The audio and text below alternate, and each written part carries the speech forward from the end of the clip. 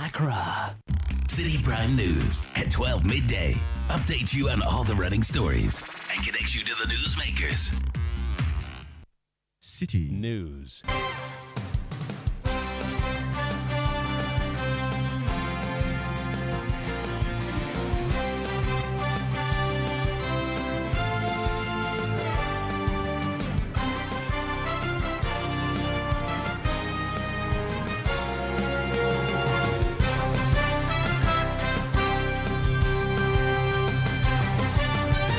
Hello, good afternoon and welcome to Citi Prime News. The news is live from our studio at Adabraka in Accra.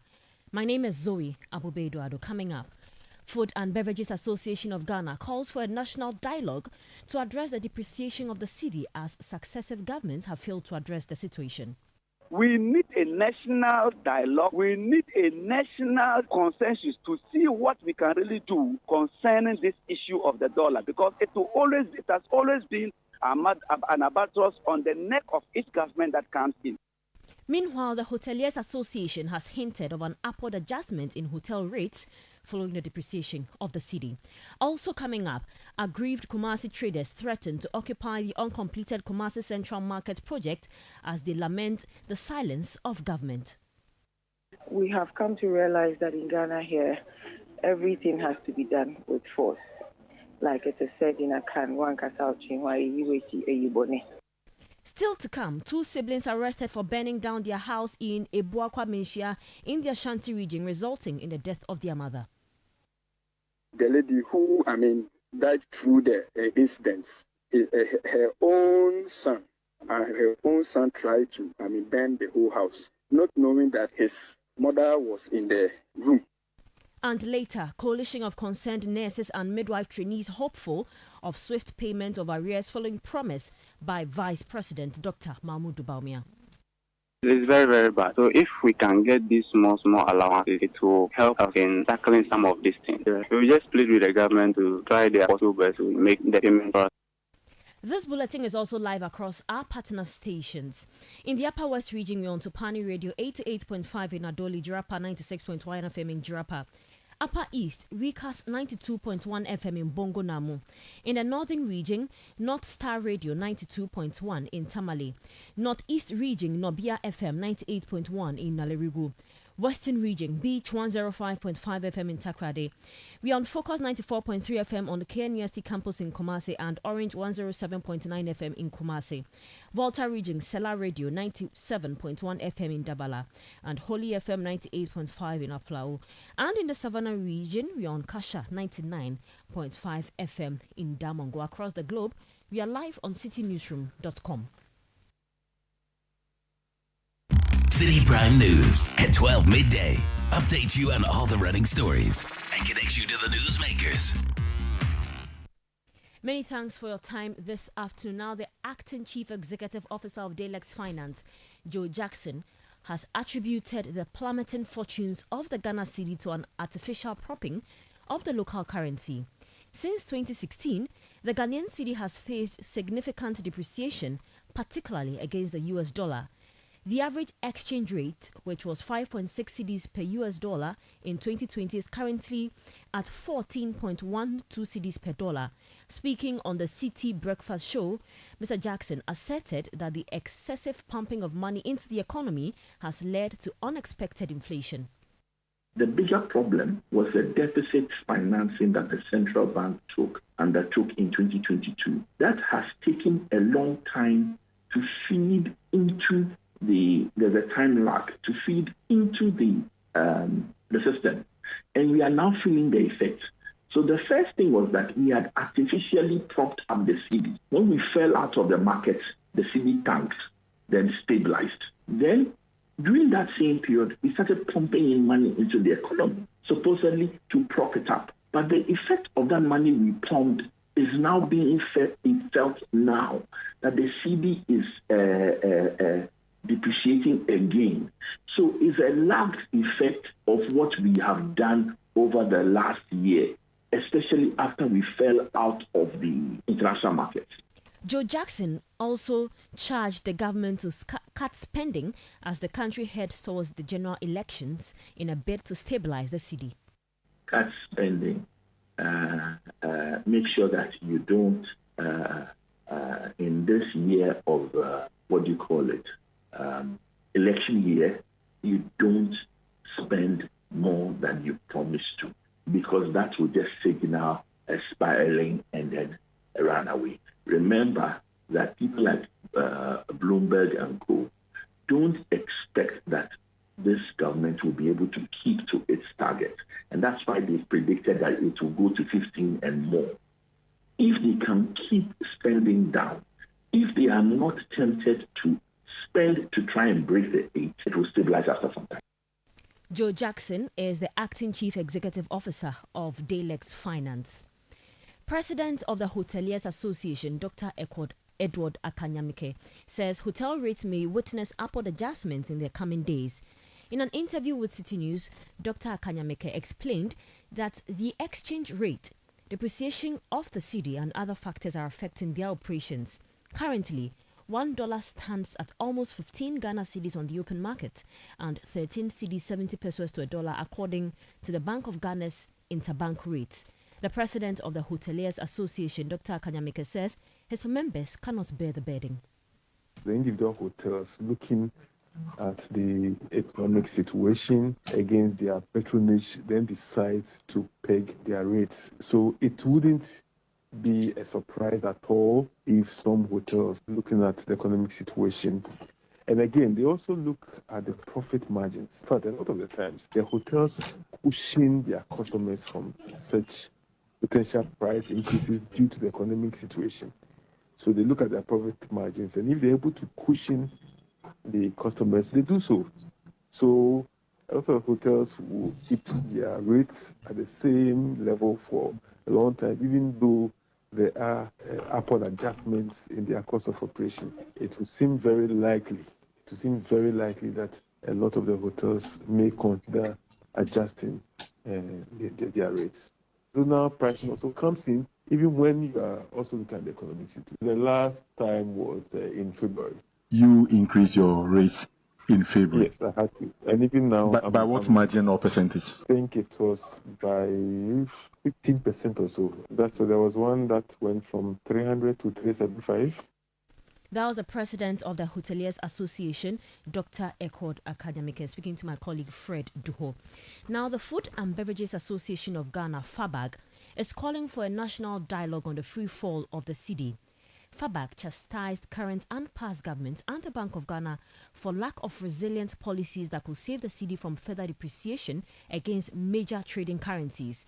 In an interview with Citi News on the back of increments in prices of goods and services due to the cedi depreciation, the executive chairman for FABAG, John Awuni, emphasized the need for a national consensus on the matter. Entire country, we need a national dialogue. We need a national consensus to see what we can really do concerning this issue of the dollar, because it has always been an albatross on the neck of each government that comes in. And I don't see any government. I have gone through the various government, the MPP, the NDC, the MPP, the NDC, and I have not seen any of them being able to handle the issue of the dollar. Even when the former President Kufuor, the denomination of the cedi, and it was 1 cedi to $1, we still caught up. We still lost it on our way. So I think that the major challenge is that we've lost price in our national currency, and the central bank is not able to enforce the rules regarding the use of foreign currency in this country, because many of them have also become corporates.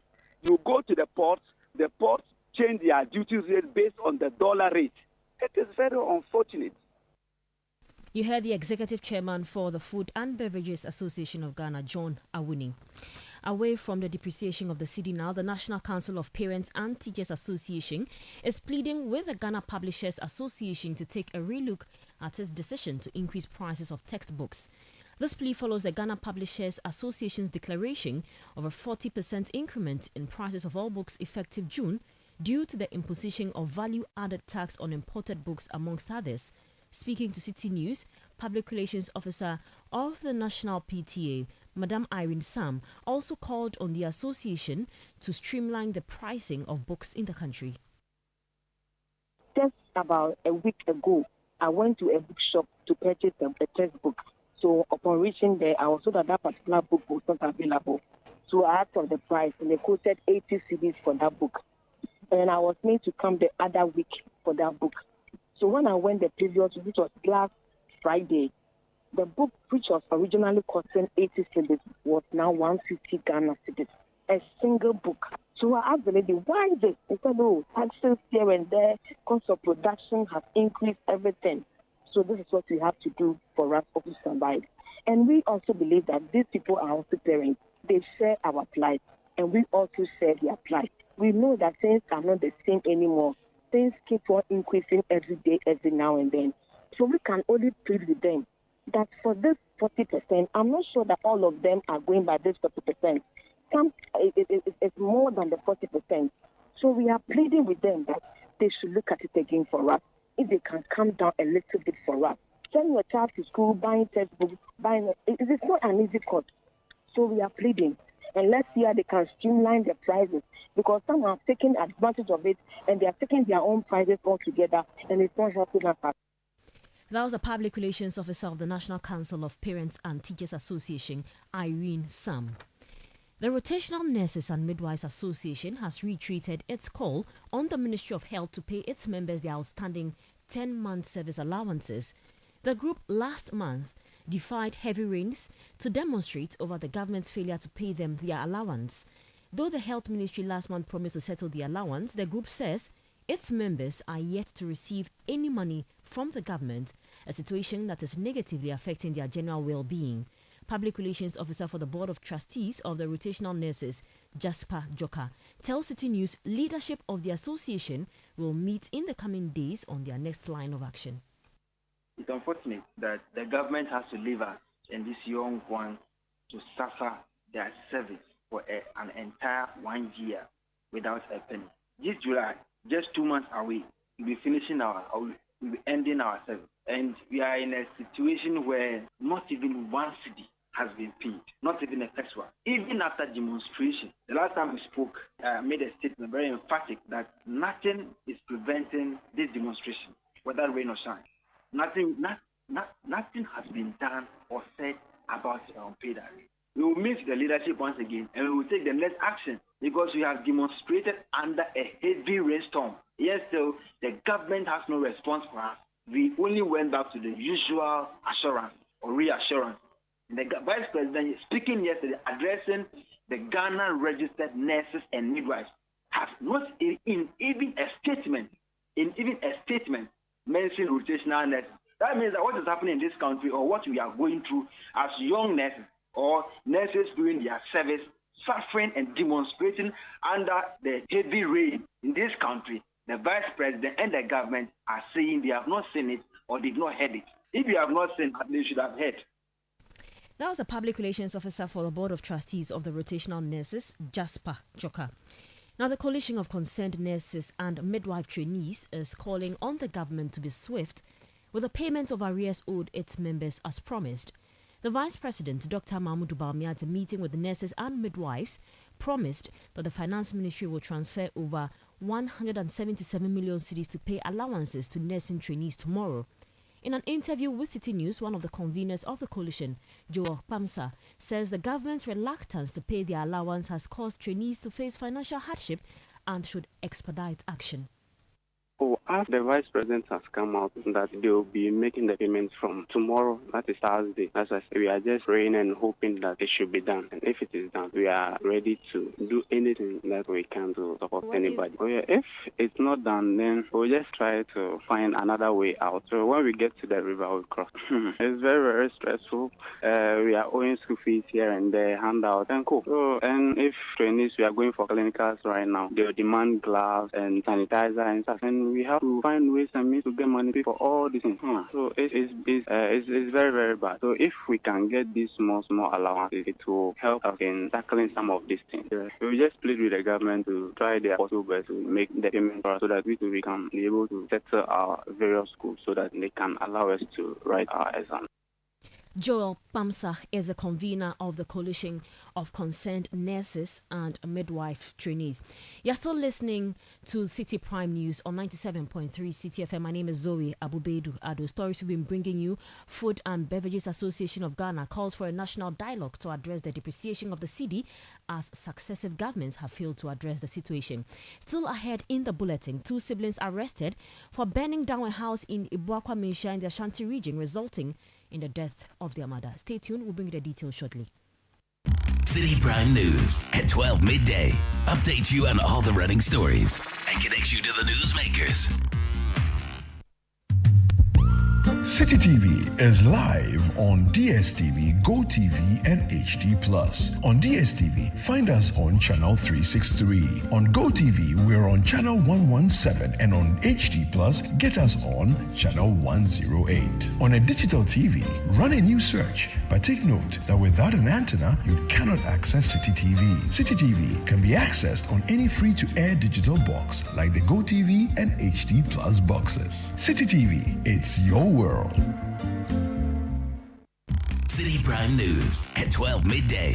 Update you on all the running stories and connects you to the newsmakers.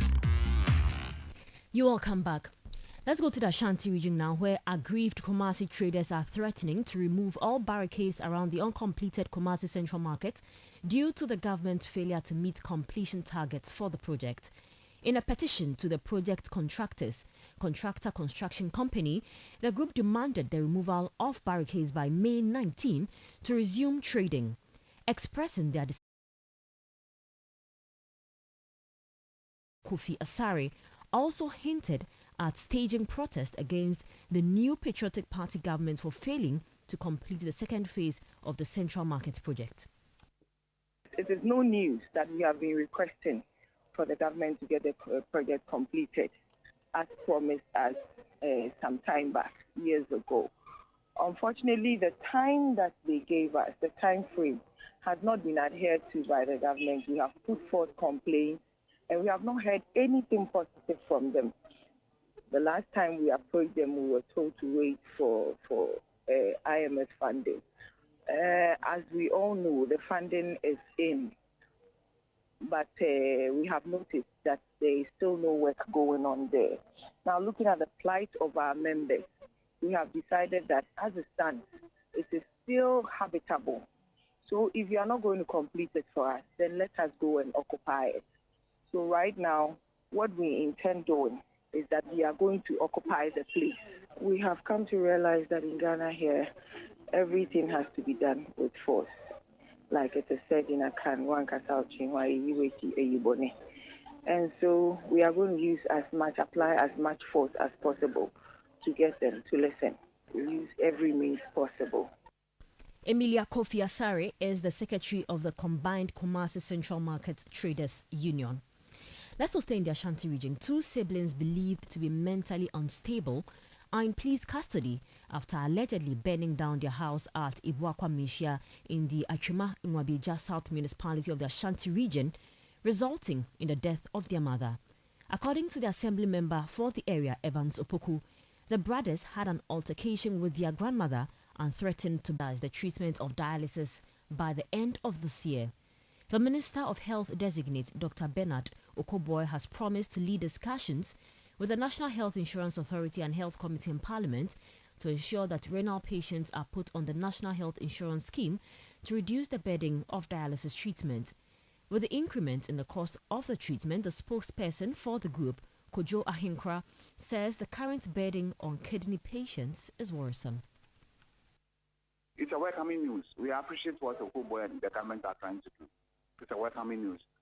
So we are just hoping when it will take effect. But now the information we had is that the National Health Insurance wants to subsidize. The government has given them some 2 million. So they want to subsidize 2 sessions for each patient. So that's what we are working on now. So Okoboy's information is a welcoming news. We pray that it takes effect so that this whole hula baloo thing will stop. For now, with the new price, it's not easy for us. It's a big challenge. For now, most of them are not able to come for their session because of the 491. But like we are saying, we are just appealing to the government so that they'll do something about it. That is whereby the National Health Insurance people have come in to say they want to subsidize 2 sessions for us. So currently, that is what we are waiting for. For my people, it is not an easy thing. We are having a big challenge. Most of them are not able to come for their sessions. That was the spokesperson of the Renal Patients Association, Kojo Ahinkra. The Minister of Finance, Dr. Mohamed Amin Adam, is assuring the public of a strong economic recovery.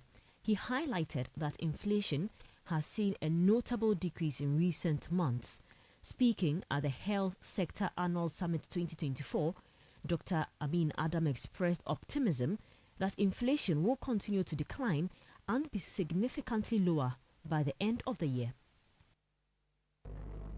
The economy is rebounding strongly, and I can tell you, as manager of the economy, that our recovery is really strong. We face serious challenges, but the future is looking brighter and brighter. As a result of the policies we've implemented, economic growth has become more robust than ever anticipated. Projected to grow at 1.5% last year, we grew at 2.9%. The signs of growth we are seeing from the data also shows that this year will even be better in terms of economic growth. And so when I say the recovery is strong, I mean it. Inflation has also been on decline. From a peak of 54% at the end of 2022, 12 months later, it came down to 25%. Inflation halved in 12 months. And we are working to ensure that by the end of this year, inflation reaches 15%. And by the end of 2027, inflation comes to single digit. Minister of Finance, Dr. Mohamed Amin Adam. The Ghana Federation of Disability Organizations is calling for improved security for persons with disabilities at all voter registration centers. According to the organization, although the voters' registration exercise has been generally peaceful across the country, a couple of violent acts have been recorded in some centers, hence the need for security to be beefed up to protect persons with disabilities. In an interview with Citi News, the Disability Inclusion Advisor for the Ghana Federation of Disability Organizations, Rebecca Nunu, urged all stakeholders to ensure persons with disabilities receive maximum protection at registration centers. The possible violence that has happened in some places, as we indicated in our statement. And we are calling on the EC and other stakeholders to put in place certain measures so that the places will be safe. And by safe, I mean by all standards. One should be cautious that persons with disabilities are in their midst, and should there be any misunderstanding or chaos that will result in fight or one needing to run for his or her life, especially a person with disability that has got physical disability or a visually impaired person, tend to be vulnerable and cannot run to save their life. So the various stakeholders should consider to speak to their people, especially political parties. They should speak to their members that it is a violence-free process we are asking for. That was a Disability Inclusion Advisor for the Ghana Federation of Disability Organizations, Rebecca Nunu. Members of the Locked Up Investment Holders Forum have resumed picketing at the Finance Ministry demanding the payment of their funds locked up in defunct financial institutions. Between 2017 and 2019, the Bank of Ghana revoked the licenses of more than 400 entities, leading to the caging of investors' capital. The group is demanding the Finance Ministry to release funds to the Bank of Ghana to enable the BOG dissolve the defunct entities and pay off investors. Dr. Edu Ananientri is the convener for the Locked Up Investment Holders Forum. I don't know their internal workings. He says he's not aware, and I can't say he is or he is not. That is what he said, and that's why I have to give him a briefing and explain things to him. So now, if he wasn't aware, now he's aware. And he has promised that he will discuss with the minister and give us a response. So we have planned to come here every Wednesday and we are waiting for the response of the ministry. If the response comes, we look at the response. If it's such that it will not be necessary for us to come back here, we won't come. If the response comes, we think that it is not acceptable, we will continue to come. What would be an acceptable response? An acceptable response would be the government telling us that the government is doing the needful to get the financial assurances given to Bank of Ghana to revoke this license and pay us our local funds. Convener for the Locked Up Investment Holders Forum, Dr. Edu Anani Enchi. The International Finance Corporation, in collaboration with the Bank of Ghana and the Office of the Registrar of Companies with support from the Swiss State Secretariat for Economic Affairs, has officially launched the Global Financial Infrastructure Program 2.0. This initiative aims to promote access to finance for smaller enterprises, women-owned businesses, and underserved individuals. Speaking at the launch of the program, the Deputy Governor of the Bank of Ghana, Madam Elsie Adu-Awaji, emphasized the challenges faced by micro, small, and medium enterprises in accessing finance and stressed the importance of credit infrastructure in the country. It is important to note that for us, Bank of Ghana, that the credit market is strong and effective as well as inclusive. There is no economy without credit. We as a country have elected to follow a model of economic development based on the private sector leading growth. And it is essential that the private sector has at its disposal access to finance of every kind, equity, from the equity market, debt, also from the stock exchange if available, and then bank-based financing. And so it is optimal important that the credit market is working and is functioning well, because frankly that is how economies are built and sustained. And so it is very critical that we continue to work on the infrastructure that allows the credit providers to continue to provide credit in the ways in which their consumers require it. Madam Elsie Adu-Awaji is the Deputy Governor of the Bank of Ghana. An altercation erupted between security personnel of the Ghana Ports and Harbours Authority and the Ghana Immigration Service officials, leading to a physical confrontation. A video available to Citi News captured the tense moments between the two groups. Information gathered indicates that a group of about 12 GPHA security members at Meridian Port Services allegedly barged into the GIS office at MPS to apprehend two officers after disagreement